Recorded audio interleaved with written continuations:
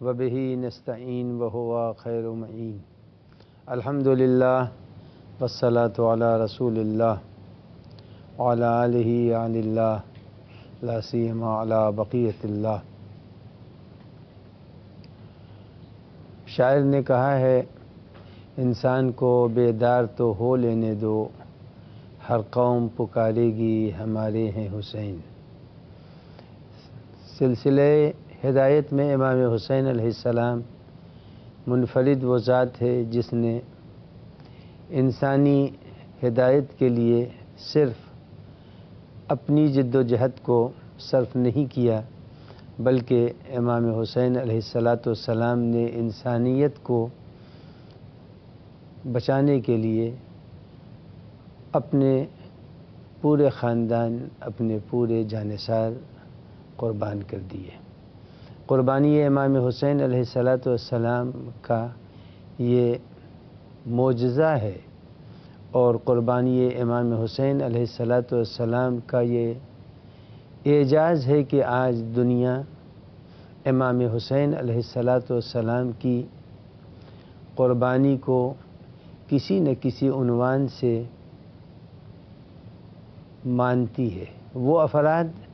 جو اس سلسلے ہدایت سے جڑے ہوئے نہیں ہیں اور امام حسین علیہ السلام کی امامت کے قائل نہیں ہیں، وہ بھی امام حسین علیہ السلام کے اس اقدام کو نگاہ احسن سے دیکھتے ہیں، بنظر احسن اس کا مطالعہ کرتے ہیں۔ لہٰذا میں نے یہ دیکھا کہ آج بھی دنیا کے اندر بہت سے ایسے افراد ہیں پڑھے لکھے، جنہوں نے مثلاً ہندوستان کے وزیر اعظم جواہر لال نہرو نے پیغام دیا، گاندھی جی نے پیغام دیا، اور آج تک بہت سے ایسے افراد ہیں جنہوں نے امام حسین علیہ السلام پر باقاعدہ مطالعہ کیا، اور مطالعہ کرنے کے بعد امام حسین کو ایک ایسا راہنما تسلیم کیا جس نے ظلم کے خلاف آواز بلند کی، اور جب کبھی ظلم کے خلاف آواز بلند کی جائے گی تو سر فہرست امام حسین علیہ السلام کا نام آئے گا۔ میں جب کبھی امام حسین علیہ السلام کے حالات کو پیش کرنے کی کوشش کرتا ہوں تو یہ محسوس کرتا ہوں کہ امام حسین نے جو قربانی پیش کی تھی، وہ قربانی صبح قیامت تک نہ کوئی پیش کر سکتا ہے، نہ ایسی قربانی کسی نے پیش کی۔ سب سے اہم بات یہ تھی کہ امام حسین علیہ السلام نے رہتی دنیا کے ظالم سے مقابلے کا انسانوں میں حوصلہ پیدا کر دیا۔ اگر نگاہ کریں امام حسین کے زیارت کے فقرات کی طرف تو اس سے پتہ چلتا ہے کہ امام حسین نے انسانیت کے بچانے کے لیے یہ اتنی بڑی قربانی دی تھی۔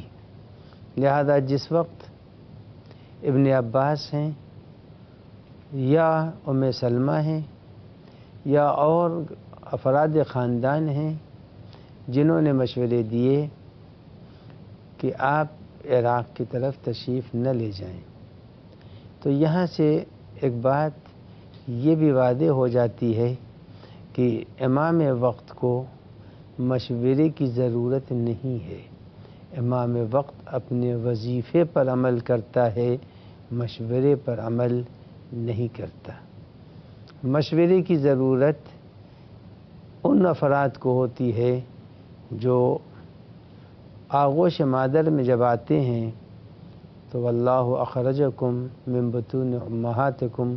لا تعلمون شیئا کے مصداق ہوتے ہیں، اور جو حضرات علم لدنی کے مالک ہوتے ہیں، وارث انبیاء ہوتے ہیں، وارث اوصیاء ہوتے ہیں۔ خود امام حسین کی زیارت کا یہ فقرہ کہ آپ وارث آدم ہیں، وارث نوح ہیں، یہ وراثت کون سی وراثت تھی؟ یعنی آدم علیہ الصلاۃ والسلام، نوح علیہ الصلاۃ والسلام، انبیاء کرام، یہ بشریت کو صراط مستقیم کی طرف لانے کے لیے زمین پر بھیجے گئے تھے۔ نہج البلاغہ میں امیر المومنین علی بن ابی طالب علیہ الصلاۃ والسلام کا باقاعدہ خطبہ ہے کہ قرآن مجید کی آیت کی روشنی میں قرآن مجید فرماتا ہے، ارشاد باری ہے، اِذْ أَخَذَ رَبُّكَ مِن بَنِي آدم، اللہ نے اولاد آدم سے عالم ارواح میں عہد و پیمان لیا۔ جب عہد و پیمان لیا تو اس کے اندر یہ بات سامنے آئی آیت کی روشنی میں کہ توحید کو بچانے کی ذمہ داری اور توحید کے نشر و اشاعت کی ذمہ داری اللہ نے اپنے انبیاء کو دی تھی۔ لیکن ظاہر ہے عالم روح میں انسان نے اللہ سے کیا وعدہ کیا وہ ہم سب بھول گئے۔ ہم انسانوں کو نہیں معلوم کہ ہم نے عالم روح میں کیا وعدہ کیا تھا، لیکن امیر المومنین علی بن ابی طالب علیہ الصلاۃ والسلام نے فرمایا کہ وَوَاتَرَ إِلَيْهِمْ أَنْبِيَاءَهُ، اللہ نے متواتر انبیاء کو بھیجا، لِيَسْتَعْدُوهُمْ مِيثَاقَ فِطْرَتِهِ، تاکہ جو انسانوں نے عالم روح میں، عالم فطرت میں عہد و پیمان کیا تھا اسے ادا کرائیں۔ امیر المومنین علی بن ابی طالب علیہ الصلاۃ والسلام کے اس بیان کی روشنی میں یہ بات طے ہو گئی کہ انبیاء کا مقصد تھا اللہ کی توحید کو عام کرنا۔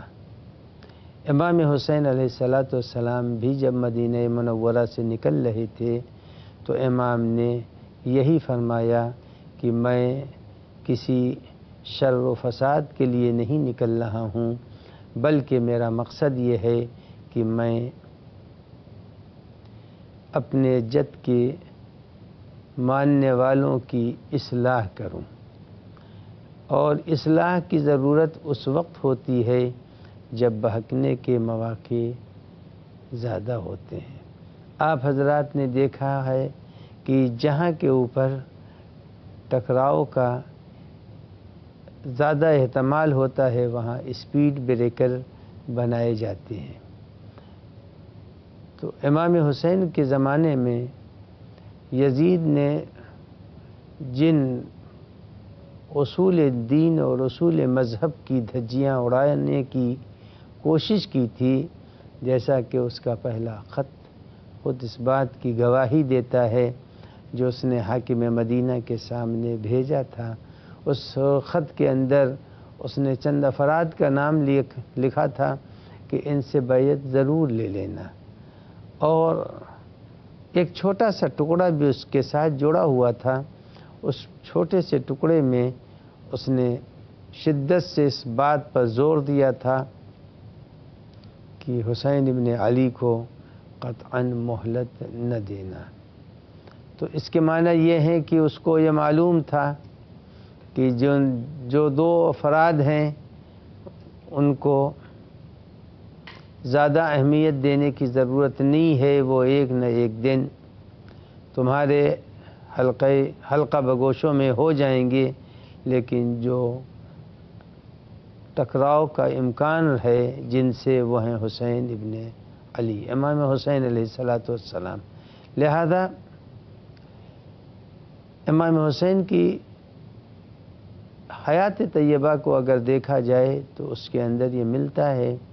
کہ امام حسین نے صرف اور صرف